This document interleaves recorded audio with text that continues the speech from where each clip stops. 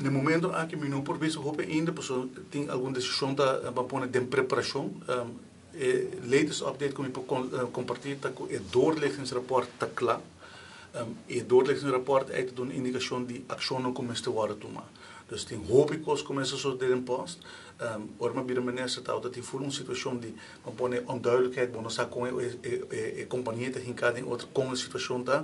Ook het doorlichtingsrapport die PwC het hoop ik duidelijk, het bon in kaart gebracht. En ja, nossa PDK e consultants na Europa ajuda nos que tweede fase. Kost dat identificar de problemen dan, para agora que nós temos que tomar decisão para reorganizar a companhia.